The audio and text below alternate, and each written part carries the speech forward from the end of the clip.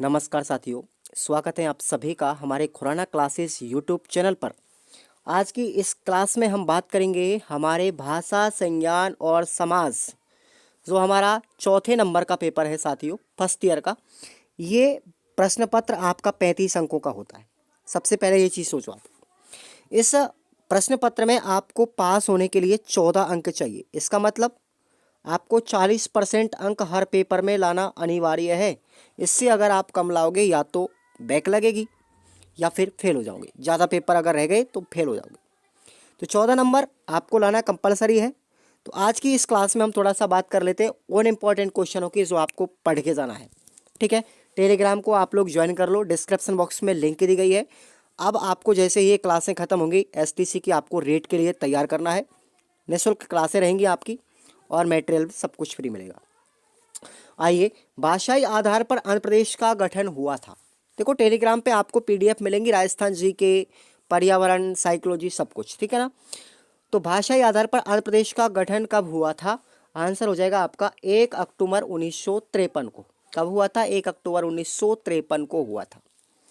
दूसरा क्वेश्चन है, ध्वनि नियम के लिए, ध्वनि नियम के लिए प्रसिद्ध है। ध्वनि नियम के लिए प्रसिद्ध है, ये कथन किसका है? ध्यान रखना, ये कथन है हमारा ग्रासमन का। किसका है? ग्रासमन का कथन है।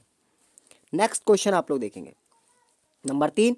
छोटा सा प्रश्न पत्र है, 2 घंटे का होता है ये, 35 अंकों का, 14 नंबर आपको लाने बस पास होने के लिए। भारतीय जनता द्वारा असहयोग आंदोलन कब और किसके विरुद्ध में चलाया गया? तो महात्मा गांधी के नेतृत्व में इसको चलाया गया था। भारतीय जनता द्वारा असहयोग आंदोलन कब चलाया गया था? 1921 में चलाया गया। किसके खिलाफ? ब्रिटिश सरकार के खिलाफ भी चलाया गया था, अंग्रेजों के खिलाफ चलाया गया था महात्मा गांधी के सहयोग के द्वारा। अगला हमारा क्वेश्चन है, मजदूर वर्ग और बुर्जुआ वर्ग, ये जो दो वर्ग हैं, इनमें क्या अंतर है? तो सुनिए आप लोग, जो लोग जीवन यापन के लिए शारीरिक श्रम पर निर्भर रहते हैं उन्हें हम मजदूर वर्ग कहते हैं। जबकि जो लोग दूसरों के श्रम को खरीदने या अपने हक में उसका अगर उपयोग करते हैं, ऐसे लोग बुर्जुआ वर्ग कहलाते हैं। ठीक है ना, याद रखना। भाषा और लिपि में सबसे प्राचीन कौन है? तो ध्यान रखना, भाषा ही प्राचीन है। भाषा प्राचीन है क्योंकि लिपि का आविष्कार तो भाषा से ही हुआ है। भाई, सबसे पहले तो भाषा ही विकसित हुई थी। भाषा ही सबसे पहले इस पृथ्वी पर आई थी, सृष्टि के अंदर। और भाषा के बाद में भाषा का लिखित रूप ही तो लिपि कहलाती है। इसलिए लिपि का निर्माण बाद में हुआ, पहले भाषा का निर्माण हुआ। अगला क्वेश्चन, ध्वनि और वर्ण में क्या अंतर है? देखिए, ध्वनि किसे कहेंगे? ध्वनि कहेंगे जैसे अनाराम, ईमली, उल्लू, ये सब जो है वो हमारे स्वर। ठीक है ना। जब वागेंद्रियों द्वारा ये व्यक्त होते हैं तब ये ध्वनियाँ कहलाती है। ध्वनियाँ बोलने और सुनने में काम आती है। जबकि वर्ण क्या होते हैं? वर्ण तो ध्वनियों का लिखित रूप होता है। ठीक है ना। अगर हम अनाराम, ईमली, उल्लू, के, खे, गे, ये जो बोल रहे हैं ना, ये तो हमारी ध्वनि है। अगर हम इसको लिख दिया जाए तो वो वर्ण कहलाएगा। वर्ण लिखने, पढ़ने और देखने में काम आता है। तो दोनों में डिफरेंट समझ में आ गया ना। आइए, अगला क्वेश्चन है, ध्वनि विज्ञान किसे कहते हैं? ध्वनि विज्ञान किसे कहते हैं बताइए। ध्वनि विज्ञान, ध्वनि विज्ञान का वह विज्ञान है जो ध्वनि विषयक स्वरूप, भेद, अंग, उच्चारण, अवयव और नियम आदि का वैज्ञानिक ढंग से क्या करता है? अध्ययन करता है। क्या कहलाएगा? ध्वनि विज्ञान कहलाएगा। नेक्स्ट क्वेश्चन देखिए, भाषा विज्ञान में ध्वनि से क्या आशय है? भाषा विज्ञान में ध्वनि का मतलब क्या है?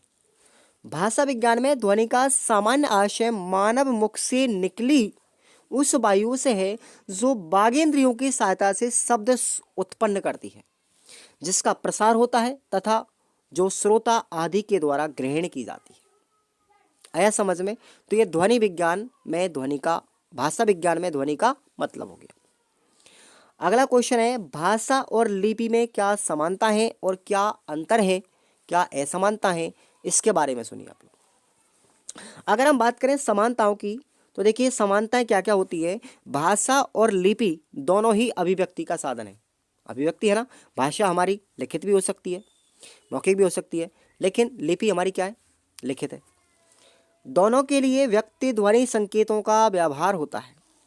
दोनों ही मानव के भौतिक और आध्यात्मिक विकास में उपयोगी भूमिका निभाती है। ठीक है, अगर बात करें अंतर की तो सुनिए आप लोग, अंतर क्या है, असमानता क्या है। भाषा तो उच्चारित ध्वनि संकेतों का स्वरूप है, जबकि लिपि क्या है, लिखित संकेतों का स्वरूप है। भाषा श्रव्य होने के कारण वर्तमान काल तथा स्थान की सीमा में ही रहती है, अस्थायी होती है भाषा, जबकि लिपि है वो वर्तमान काल से लेकर के, स्थान से लेकर के अनंत काल तक रह सकती है, क्योंकि ये लिखित रूप है लिपि। तो भाषा तत्काल नाशवान है, भाई बोल देते हैं कोई चीज़ वो तो तुरंत खत्म, जबकि लिपि तो अमर है। लेकिन आजकल की अगर हम बात करते हैं, वर्तमान की बात करें, तो आजकल साइंस का ज़माना है, आजकल तो भाषा को भी चिरकाल तक अमर रखा जा सकता है, क्योंकि आजकल क्या आ गए, टैप रिकॉर्डर आ गए हैं, ऑडियो रिकॉर्डिंग आ चुकी है, ठीक है ना, वीडियो रिकॉर्डिंग हो चुकी है, आजकल मल्टीमीडिया का ज़माना है, इसलिए यहाँ पर ये थोड़ा कथन जो है आपको अलग सा लगता है। भाषा और लिपि, भाषा व लिपि में क्या है, मानवीय संबंध है। आया समझ में। अगला क्वेश्चन, अथवा में आपको प्रश्न पढ़ना है कि हिंदी भाषा में किस लिपि का प्रयोग किया जाता है, उसकी लिपिगत विशेषताएं क्या होती है, इसको पढ़ के जाना है। अगला क्वेश्चन है, भाषा और लिपि पर टिप्पणी लिखिए, इनमें अंतर संबंध बताइए। तो सबसे पहले भाषा किसे कहेंगे, ये आपको पता ही है। भाषा अभिव्यक्ति एवं विचारों विनिमय का एक सांकेतिक साधन है। संसार के सभी प्राणी किसी न किसी रूप में अपने भावों की अभिव्यक्ति करते हैं, जिसका माध्यम शाब्दिक एवं अशाब्दिक रूप में सामने आता है। भाषा को हम शाब्दिक रूप में भी कर सकते हैं पेश, और अशाब्दिक रूप में भी पेश कर सकते हैं।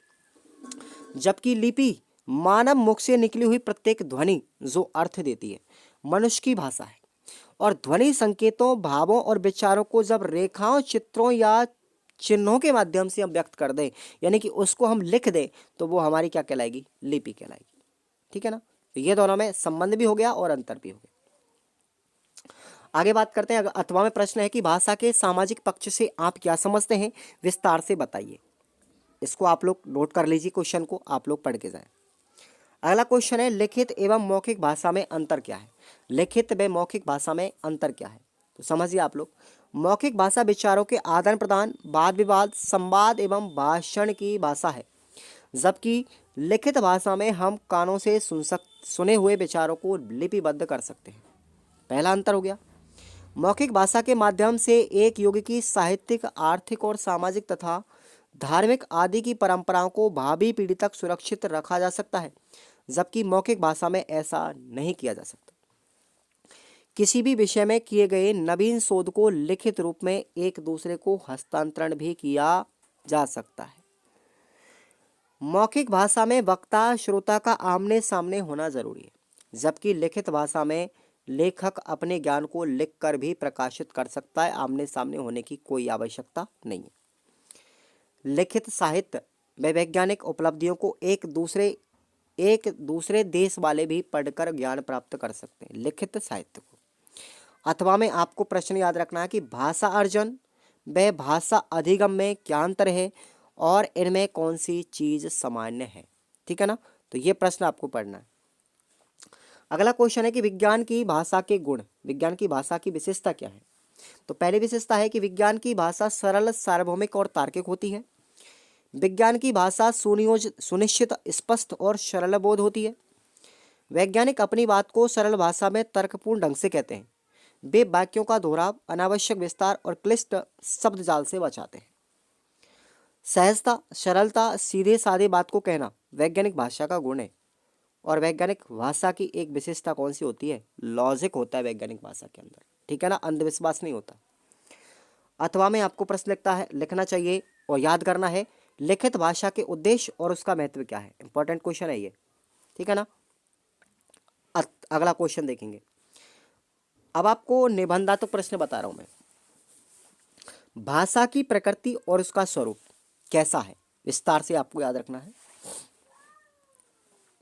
भाषा की उत्पत्ति के मूल में इंसान को उपलब्ध वह प्राकृतिक क्षमता है जिसके उपयोग से वह ध्वनि तरीकों की रचना करता है, और इन्हीं प्रतीकों का उपयोग अभिव्यक्ति में किया जाता है।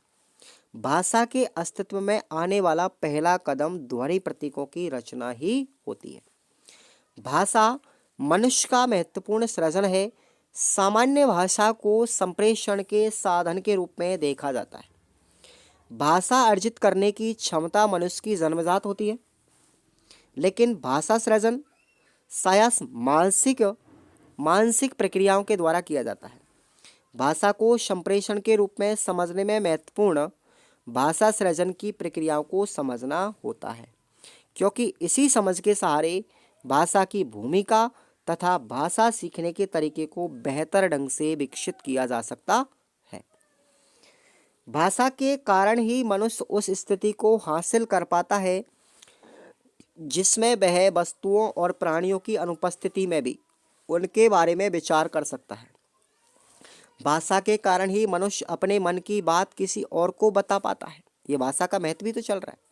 भाषा के कारण ही मनुष्य एक दूसरे को छुए बिना उससे मदद मांग सकता है तथा दूसरे की मदद भी कर सकता है। हर भाषा नियमबद्ध होती है। भाषा की प्रकृति और स्वरूप को हम निम्न बिंदुओं से देख सकते हैं। देखिए, भाषा प्रतीकों की वाचक व्यवस्था के रूप में होती है। भाषा में यादृच्छिकता का गुण पाया जाता है। भाषा नियम संचालित व्यवस्था के रूप में होती है। भाषा में दुपक्षीयता का गुण पाया जाता है। भाषा में उत्पादकता का गुण पाया जाता है। भाषा में अर्जित संपत्ति होती है, न कि पैतृक। बताओ, आप भाषा सीख रहे हो, ये तुम्हारी मेहनत है, कोई माँ बाप की दी हुई दौलत थोड़ी है। आप लोग कलेक्टर बन गए पढ़ करके, भाषा सीख करके, तो ये कोई माँ बाप की दी हुई संपत्ति थोड़ी है, पैतृक थोड़ी है। इसका मतलब ये हमारी खुद की जीवन में अर्जित की हुई संपत्ति है भाषा। भाषा में पूर्णता और अपूर्णता दोनों का गुण विद्यमान भी होता है। ठीक है। अथवा में आपको प्रश्न याद रखना है, मौखिक अभिव्यक्ति के विकास में आप कौन कौन सी गतिविधियां करवाएंगे, स्पष्ट कीजिए। इंपॉर्टेंट है। अथवा में आपको लास्ट जो क्वेश्चन है वो है आपका, भाषा व जेंडर के बीच संबंध को समझाइए। व्याकरण में जेंडर के प्रभाव को उदाहरण सहित समझाइए। दो प्रश्न कमांड हो गए। चलिए, भाषा व जेंडर के बीच क्या संबंध है, सबसे पहले हम इसकी बात करते हैं। भाषा व जेंडर के बीच संबंधों को समझने के लिए व्याकरण एवं भाषा के समाजशास्त्रियों दोनों पक्षों को खंगालने की आवश्यकता है। हमारे समाज में प्रसंगों की भरमार है जो पितृसत्ता के ढांचे को ठोस रूप प्रदान करते हैं। पितृसत्ता एक ऐसी संरचना है जिसमें सामाजिक संगठन, राजनीतिक नेतृत्व, नैतिक मूल्यों का निर्धारण पुरुषों के नियंत्रण में होता है। ऐसी सामाजिक संरचना में स्त्री पर पुरुष के प्रभुत्व और वर्चस्व के विचार को स्थापित करने के लिए भाषा को एक साधन के रूप में इस्तेमाल किया जाता है। जहाँ तक भाषा का संबंध है, पुरुषों का अपना शब्द भंडार होता है और उसमें पुरुषत्व के गुणों का आना भी स्वाभाविक है। वर्तमान में जेंडर की अवधारणा के अनुसार हमें स्त्रियों के साथ सम्मानजनक भाषा का प्रयोग करना चाहिए, क्योंकि आज संविधान के अंदर महिला और पुरुष दोनों को बराबरी का दर्जा दिया गया है। व्याकरण पर जेंडर का क्या प्रभाव है? यह निश्चित रूप से सत्य कथन है कि व्याकरण नियमों को निर्धारित करने वाली प्रक्रिया और इस प्रक्रिया को प्रभावित करने वाली सोच स्त्री और पुरुष के बीच मतभेद यानी भेदभाव को बनाने वाली होती है, और हम इनको निम्न उदाहरणों की सहायता से देख सकते हैं। अब देखेंगे कैसे। भाषा में लिंग का अस्तित्व मानने का एक क्षेत्र है व्युत्पत्ति या फिर शब्द निर्माण। यद्यपि यह क्षेत्र व्याकरण बाह्य है, व्याकरण से बाहर है। शब्द तो लोक के खेत में स्वतः ही आवश्यकता अनुरूप पैदा होता है। व्याकरण का प्रयोग व्यवहार में दिख रहे शब्दों की निर्माण प्रक्रिया का विवेचन भर कर देना है, शब्द बनाना नहीं। व्याकरण शब्दों की व्युत्पत्ति की विवेचना भी अब जाकर करने लगा है। प्राचीन काल में उसके लिए अलग संप्रदाय था जिसका नाम था निरुक्त। खैर, आज तो व्युत्पत्ति संप्रदाय व्याकरण का अनिवार्य अंग सा बना हुआ है। तो ये प्रश्न आपको याद रखना है। आपको अथवा में एक प्रश्न याद रखना है कि भाषा समाज और सत्ता में अंतर स्पष्ट कीजिए। समाज, सत्ता और भाषा में क्या अंतर संबंध है, दैट इज इम्पॉर्टेंट क्वेश्चन है, आपको याद करना है। और यहीं पर हमारा ये पहला मॉडल पेपर ख़त्म होता है। आप लोग टेलीग्राम को ज़रूर ज्वाइन करें, क्योंकि टेलीग्राम पर अब आपको रीड की क्लासों के नोट्स भी आपको डाले जाएंगे और क्लासें भी खुराना क्लासेस चैनल पर चलेंगी। ठीक है भाई, तो आप लोग ज्वाइन कर लेना। क्लास अच्छी लगे तो लाइक करना, शेयर करना और चैनल को सब्सक्राइब तो कर लेना। ठीक है, धन्यवाद।